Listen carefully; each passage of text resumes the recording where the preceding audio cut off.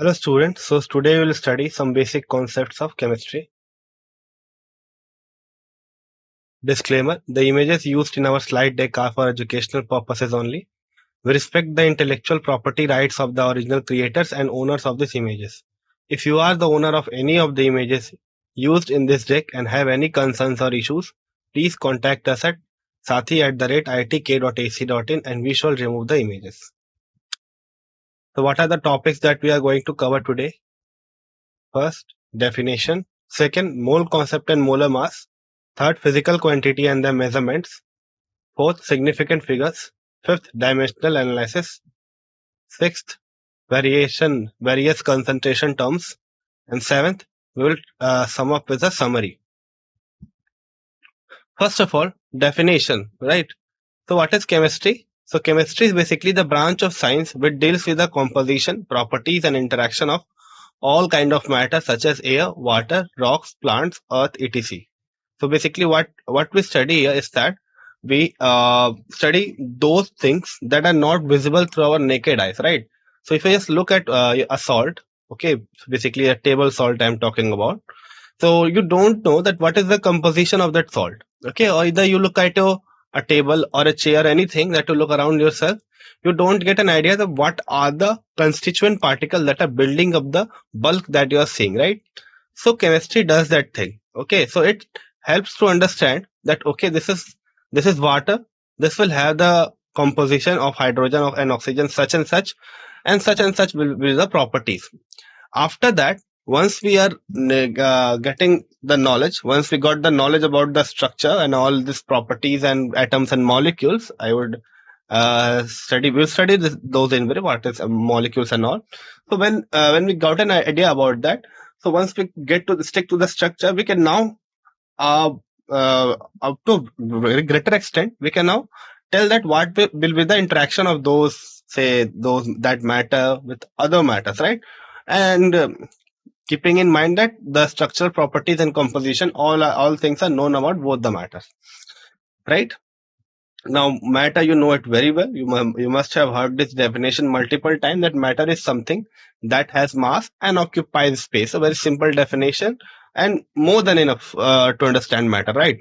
So it can be air, water, rocks, plants, earth, and other material things that you see from day-to-day life. Now, matter and its nature. So, let us look what is matter and what are its nature. So anything that occupies space and has a mass is called the matter, as I have told you earlier. Now, on the basis of the physical state, means how it looks and how it smells and all those, what is the rigidness and that. So we have divided matter into three types. So what are those three types? So first is solid. So if you talk about your something which has a definite volume, whose volume does not changes and has a definite shape. Okay, so solids that have a definite volume, solids are those which have a definite volume and a definite shape. Then liquid. What are liquid? So liquid are something which are having definite volume, which have definite volume, but the shape is not definite. Okay, so very obvious. You must have seen the example of the. You must have seen water. That is a very lively example of your liquid. So wherever you put that liquid, means wherever you put the water, it takes that shape. If you put in a tumbler, it will take the shape of the tumbler. If you put that in a bigger bowl or tub like that, then it will take the shape of that tub. So it's a very good example, and you must have seen it multiple times. Now the third is what? The third is gas. Now talking about gas, they don't have definite volume and not definite shape. So okay, one very interesting thing is to notice here is that, okay, we say that this does not have definite shape, but what do we mean by that? It does not have a definite volume. Okay, so we mean here by that if you suppose you have taken some amount of gas, right? Now if you just think of it like if suppose you have a glass tumbler, right? You have a glass tumbler. Now it is filled with air because now it is open, so it is filled with air. Now take a cloth or something like that, that brims up or that fills up the neck. Now just push the cloth downwards.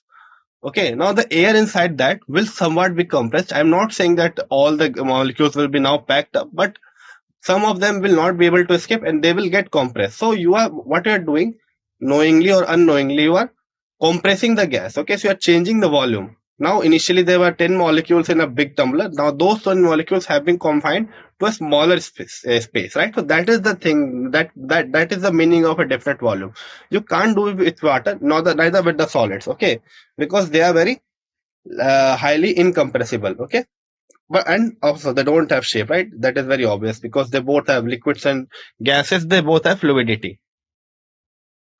Next, your next classification is based upon the chemical composition of the substance. So on this basis, there are also three types. First are elements. So elements are those substances that cannot be decomposed into simpler substance by chemical changes. So very obvious example of element will be oxygen. So it cannot be converted into simpler substances by chemical change. What are compounds? So compounds are those that can be decomposed into simpler substances by chemical change, and compound is always homogeneous. So what is the meaning of homogeneous? So the simpler substances we are talking about, they are present throughout the bulk in a definite concentration. Okay, so they are not just ambiguities. Okay, they are not unevenly spread. Instead of that, those simpler substances are evenly spread throughout the bulk. The third one is a mixture, right? So the mixture is a variable composition. So what do we mean by variable composition? Means the mixture composition is not fixed. So if you are mixing, suppose, sand with water, then if you are dissolving 1 gram of water into 1 liter of your liquid or water, sorry, you are dissolving 1 gram of sand in 1 liter of water, and in the second case you are dissolving 2 gram of the sand in 1 liter of water, then they both are mixture. And a mixture of what? Sand and water means it is not defined. Okay, it is not defined until and unless it is not defined, it is a mixture. So first thing that. And what is the second thing? What is the second thing? That they can be separated by physical methods. Physical method means, so if you want to just take out water from the sand, just filter that mixture, and you will get the sand out and the water will be obtained. Okay, so that is very easy to do. So what is mixture? So mixture is something which have a variable or which does not have a fixed composition, and they retain their characteristic properties also, right? So water and sand together are still water and sand individually. So that they don't lose their identity, and they can be just separated out with the help of simple physical methods. Clear?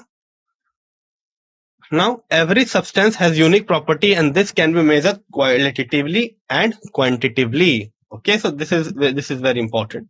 So every substance that you see around, they have a unique property, right? So if you take water, if you take milk, if you take kerosene, all are liquids, right? But they differ in the property up to a very, very, very greater extent, and this can be measured qualitatively and quantitatively. Suppose water is something which is transparent. Water is something which has a low boiling point, has a different boiling point, which is of course less than your milk. Then we have this kerosene, which is very flammable. It does not boil, just catches fire quickly. So you can see that a variety of property variation is seen within the same type of matter. Okay, so just imagine the versatility it has when we move to different type of matter, when we compare solid and liquid and gases. Okay, so this is something which is very fantasizing. Now we will move to mole concept and molar mass. So I have told you earlier just now. Okay, so what is mole? First of all, let us see the definition. So the definition says that it is the amount of substance which contain 6.022 into 10 to the power 23 particles and has mass equal to gram atomic mass or gram molecular mass. Now, what is the meaning of this?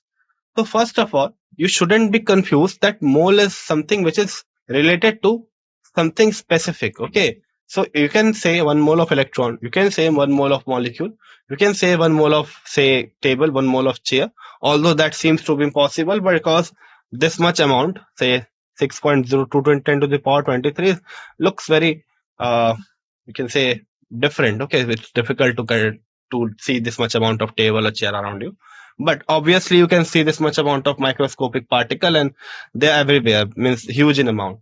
So So what do you mean by this? So basically, when we are dealing with this, say, reactions and all, then we are much deeper into the constituents and their quantity in a very precise way. So we need something that would not involve the tedious calculation, that would not involve the complexity of the amount, that would not involve the difficulty of handling this much particle. Like, okay, so for that, what we have done is we have we have taken a definite amount which is called as Avogadro's number, and it is represented by Na, and that is equals to 6.022 into 10 to the power 23. We have taken this thing and said that, okay, this thing, this much if we take, then we call them as 1 mole. Okay, and it's very interesting quantity. Okay, it's very interesting quantity to deal with.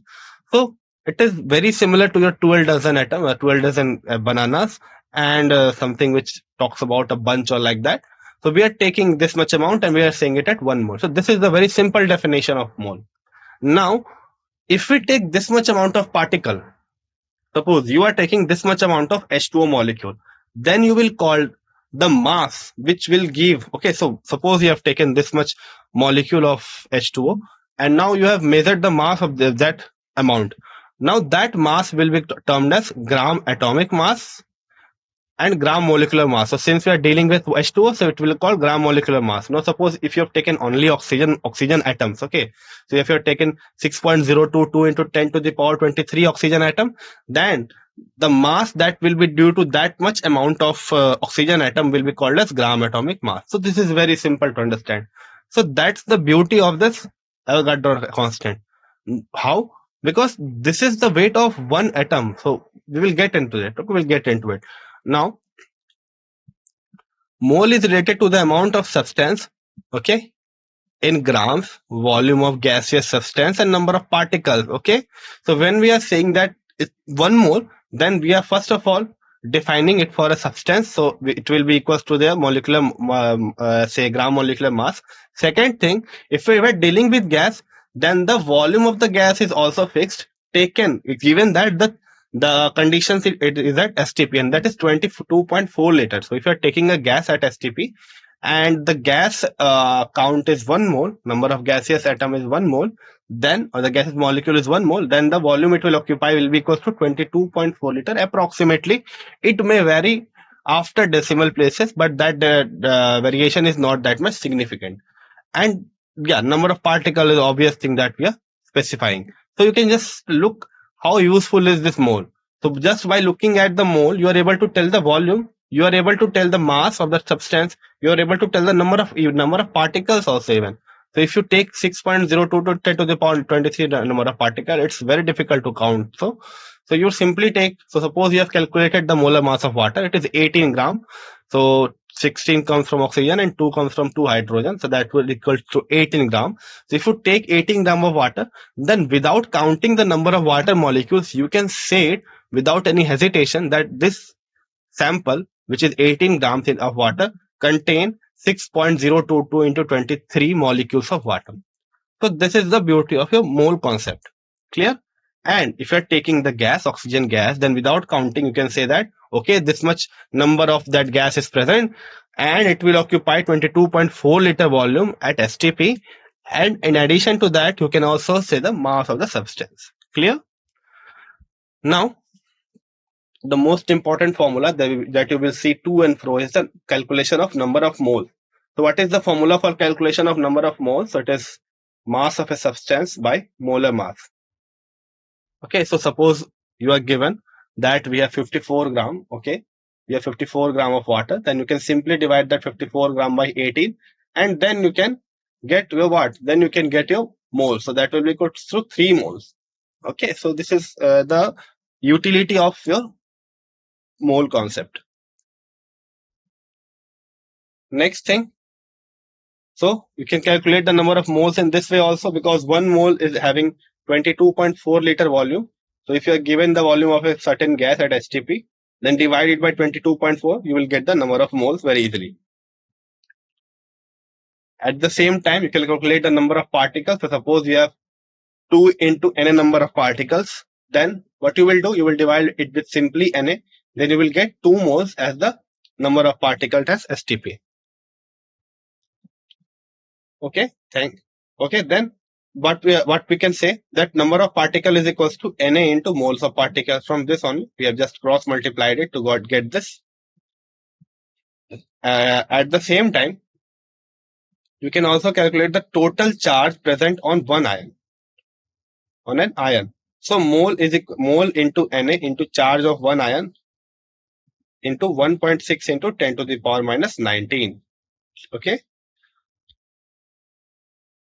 Molar mass of an element is defined as mass of 1 mole of a substance in gram, that is mass of 6.022 into 10 to the power 23 entities are particles of that gas. So the same thing is written here. So if you are taking this much entity, then the mass of that sample which is containing this much entity will be termed as 1 mole and will have the mass equals to gram molecular mass or gram atomic mass depending on the species which we are considering.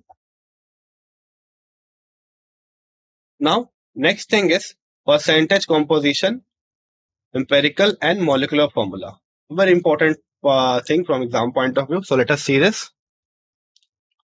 The percentage of any element or constituent in a compound is the number of parts by mass of that substance or constituent into 2 parts by mass of the compound. So what is the meaning of this? So it is simply the calculation of percentage. Okay. So suppose you have a compound, right? And whose molar mass is given, right? Whose molar mass is given. And you know that this compound has this element and this is the stoichiometric coefficient that we have. So with the help of that, you can calculate the mass of that element in 1 mole of compound divided by the molar mass into 100. And that will give you the mass percentage of an element in a given compound. Next thing is empirical formula. So what is empirical formula? So it is simply the simple whole ratio. Okay, so simple what we do is suppose the formula of a given compound is C12H6O20, C12H6O12, which is simple for sugar. No, not for sugar, for glucose. So what we do, we take a simple ratio. Okay, so we just divide all of this by 6, then it will give you CH2O. So that thing is called as what? Empirical formula. So you simply take the simplest ratio and whatever the coefficient you are left with will be put there and we will get the empirical formula. So this is the formula for that. So N is equals to molecular mass by empirical formula mass. So you calculate the molecular mass and you calculate the mass with the help of empirical formula. You divide both of them, then you get the simplest whole ratio which you have cancelled. You can multiply this thing with your empirical formula and you will get your molecular formula. So here N is integer 1 to 2 to 3. So molecular formula can be written as I have told you. So it can be written as empirical formula multiplied by N. Next important formula is molecular mass is equals to 2 into vapor density. So whenever we are considering gas, then what we do is we consider vapor density, which is more convenient than the molecular mass. Okay, because gas is difficult to weigh. So we take this thing which is called as vapor density, and it is nothing but molecular mass divided by 2, or molecular mass is equals to 2 into vapor density. So we can write the same thing for molar mass also. So it is equals to 2 into vapor density again. Next is physical quantities and their measurements. So there are many physical quantities that you see. Okay. So they are like mass, length, time, temperature. They all are what? They all are physical quantity and they are expressed with numerals with suitable units. So unit may be basic, that is your fundamental one, or your derived one. So there are 2 types of unit, basic or fundamental units and derived units. Now all the things like mass, length, time, temperature, so this all have the basic unit. Okay. Now things like speed and all, so they are what? They are derived units. They are having derived units. Now if you talk about the base units or the basic units, there are 7 base units. So these are what? First of all is mass, which has unit kg. Then we have length, which has unit meter. Time, so these are all the SI units. Okay. Time, which has the SI units of second. Electric current, which has SI unit of ampere. Temperature, whose SI unit is Kelvin. Luminous intensity, which is measured in candela. And amount of substance, which is used for which is used is mole. Okay, so they all are what? They all are base quantities here. So this mole is, again, you can say in a different fashion that this is a way of counting things in science, okay, or counting things in the words of chemistry. The lowest temperature permitted is minus 273 degrees Celsius or 0 Kelvin. So this is called as absolute temperature, okay, or absolute zero. And this is the lowest temperature that is permitted in nature. You will not see a temperature which is lower than this temperature. Okay, so it is difficult to attain even absolute zero also. Forget about the lower temperature. It is very difficult to attain this absolute zero. Now, what is the relation between these two, which is Celsius and Kelvin? So, if you have a temperature given in degree Celsius, then you can easily convert it into Kelvin by addition of 273.15. Now, this conversion is very, very important in your numericals. So, what we often see in gases, that the temperature is mentioned in degree Celsius in questions. But as I have told you, the SI unit of temperature is Kelvin. So, what we do that for each degree Celsius, we add it with 273.15 to get the Kelvin. Okay, so this is the way. This is a way to convert your degree Celsius into Kelvin, and it's very, very important to remember this relationship because this thing is used throughout your chemistry, physical chemistry, I would say, whether it's thermodynamics or you consider your this chapter also, which is some basic concepts of chemistry. So you will need this each and every time in equilibrium also. Okay. Now Celsius and Fahrenheit can be related in this way. So if you have a degree Fahrenheit given, then subtract 32 from it and multiply it by 5/9 to get the corresponding degree Celsius. Now, as I have told you, there are multiple derived units also. So if you talk about the derived units, then there are density, which is given by kilogram per meter cube. Both are the SI units. Okay. So mass per unit volume. So volume is represented in meter cube. Remember this, right? So it is derived from mass and volume. Now, one thing to note here is that the term precision refers to the closeness of set of values obtained from identical measurement of quantity. Precision is simply a measure of the reproducibility of an experiment. So what is the meaning of this? So suppose you are doing an experiment and you are getting multiple values. Okay, so if it is means you can say this is very obvious in science that whenever you do this small calculation, you will often obtain different values. So whether you are measuring something very thin with the help of vernier calipers or you are measuring the temperature even, then also you will get various values. Okay, so those values can be classified as precise and accurate. So there are two categories. The first one that is being mentioned here is precision. So if all your values that you have got, they are all very close to each other. So much more they are close to each other, much more they will be precise. Okay, so this is the meaning of precision. Right, so this thing is only written here that precision refers to the closeness of a set of values obtained from identical measurement. So we are doing this measurement of the same quantity and we are getting values which are close to each other. So much more they are close, much more they are precise. Whereas accuracy is what? Accuracy is basically the agreement with the accurate number. Okay, so if you are knowing the actual mass and now you are doing the measuring the thing, then if the closer you get, the more accurate value is your. Okay, so remember this difference. So precision means the closeness of multiple values to each other, and accuracy means closeness to a actual value. So that thing is called accuracy. Okay, clear? Next thing is significant figure. So what are significant figures? So significant figures are basically meaningful digits which are known with certainty. So what is the meaning of this? So these are the figures which we know that, okay, you have measured length of something and it is something like 0.213.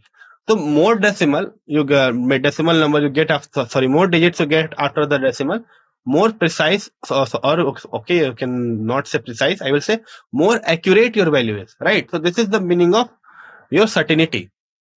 Now the total number of digits in a number including last digit whose value is uncertain, the uncertainty is indicated by writing the certain digit at last uncertain digits. Okay. Now how will determine the number of significant figures? So there are certain set of rules for that. Let us see those rules. First is read the number from left to right and count all the digits, starting with the first digit, that is non-zero.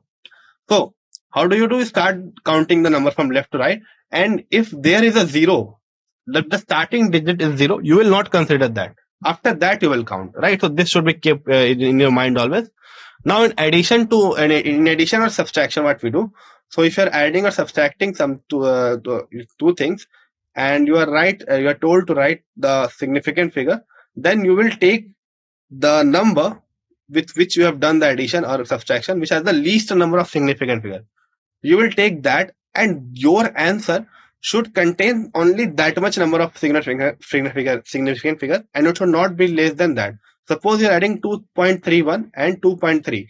So 2.3 has two significant figure.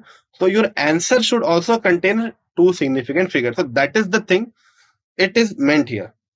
Now, what is the case for multiplication and division? So the result should be reported the same number of significant as that in the quantity with least number of significant figure.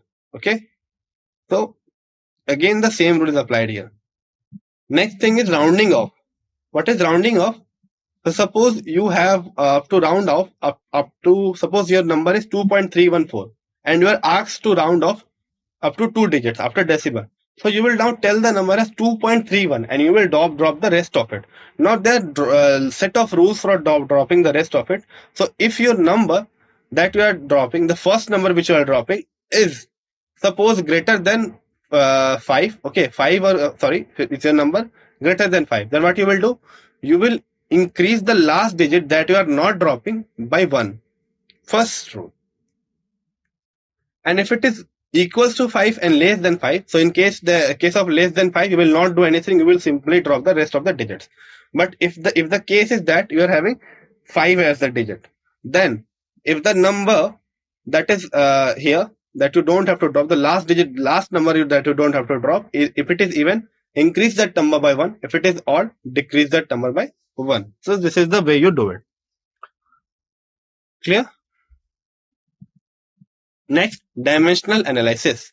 So what is dimensional analysis? So in many calculation, you will see that it is necessary to convert units from one system to another. Okay, so it's very important to use certain limits, okay, because certain units in certain conditions, because if you're suppose dealing with large amount of a substance, that is approximately suppose 30 kg or 40 kg, then don't use this decigram or such small units, because that would create a lot of nuisance. Okay, it will be difficult for you to calculate as there will be very much number of digits to consider. Okay, so for that reason, what we do conversions. Okay, we convert given number of certain unit to a given number of different units. So you do it for the ease of your calculation.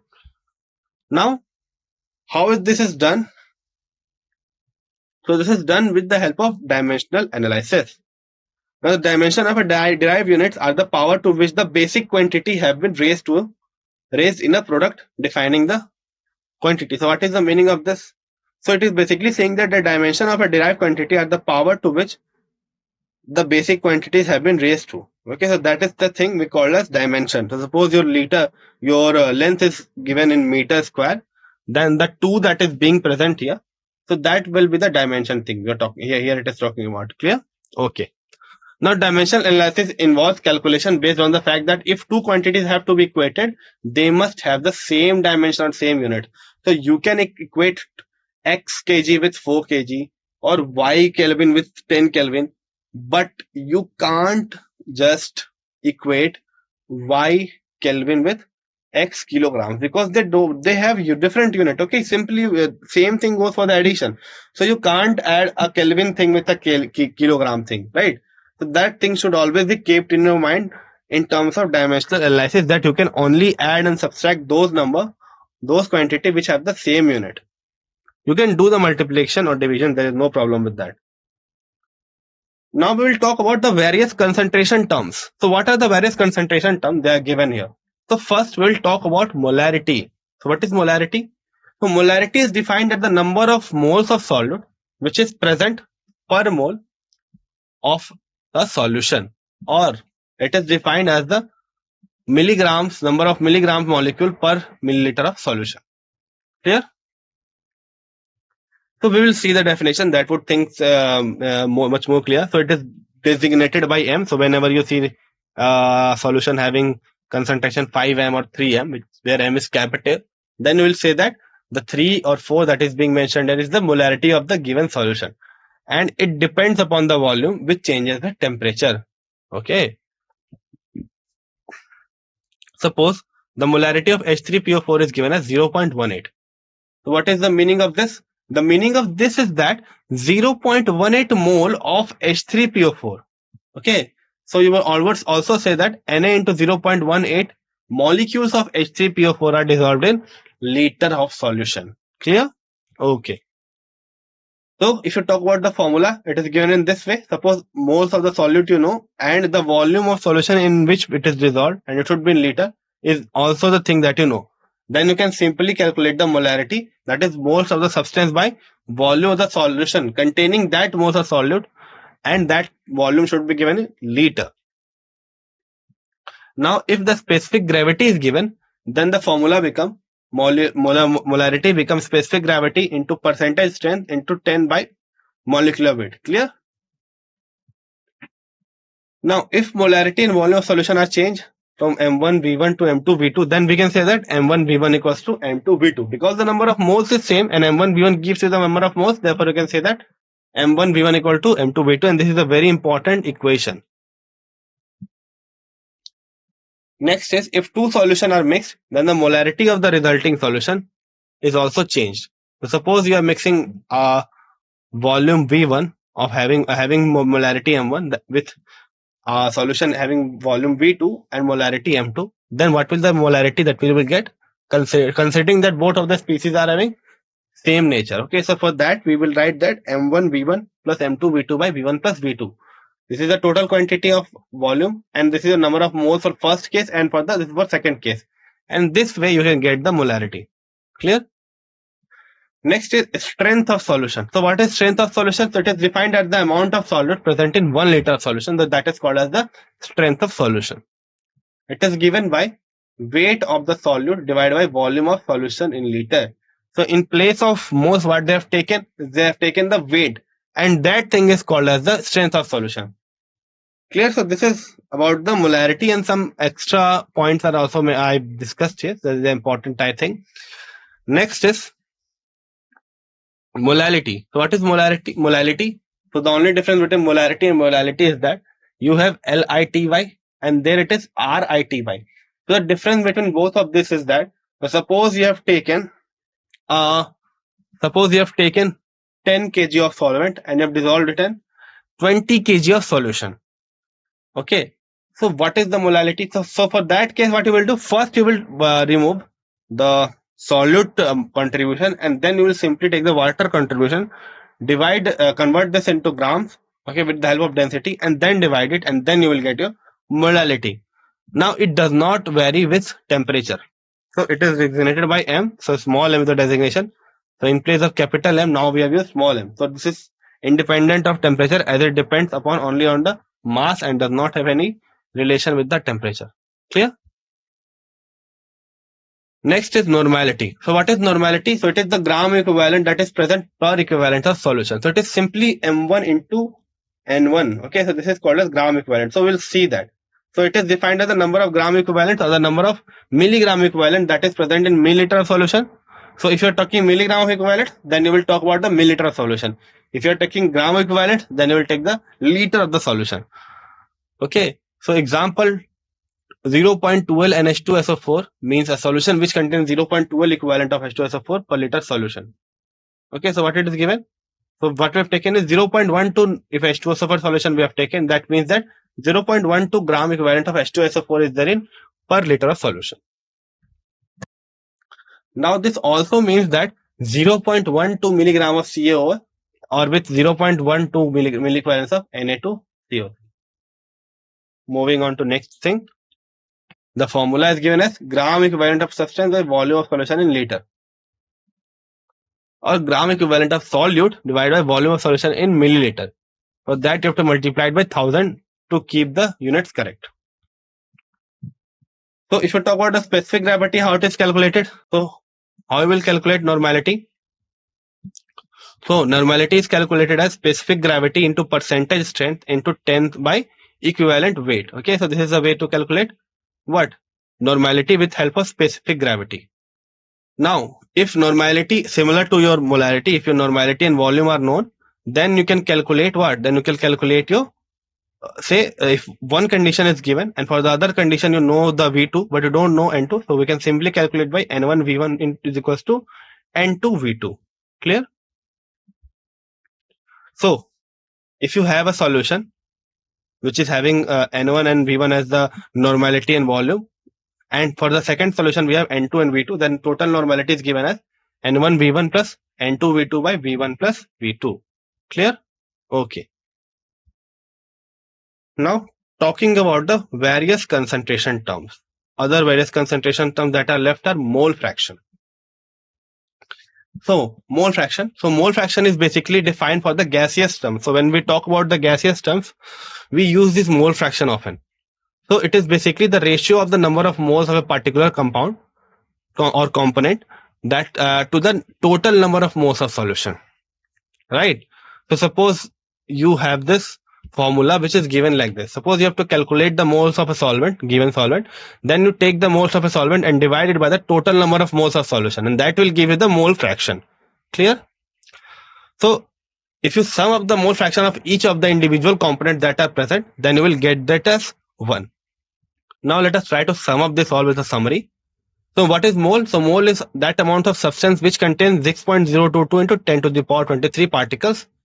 And now if you try to sum up all of this, then so we have said that the mole is the amount of substance which contains 6.022 into 10 to the power 23 particles has mass equals to gram atomic mass or gram molecular mass. It means that if you take this much amount of, say, this value which is given here, it is 6.02 10 to the power 23 number of particles, and if you weigh that thing, and if it is the particle that you are taking is the atom, then you will get the gram atomic mass, and if you are taking the thing that is molecule, then it will give you the gram molecular mass.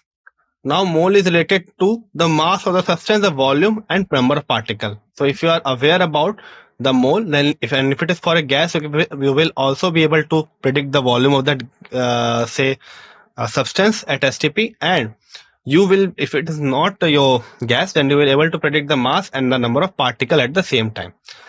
So we have seen the percentage composition. It is basically the mass of substance, mass percentage of a substance in a given compound, and it is calculated by knowing the mass of the substance in 1 mole of a compound by mass of the element in 1 mole of a compound and the molar mass of compound multiplied by 100. So there are also some concentration term which we have discussed. So molarity is number of moles per liter. Strength of a solution we have seen. So it is normality. We have normality, and then we have molarity, which is moles, that is per kg of solvent. Clear? Okay. Thank you.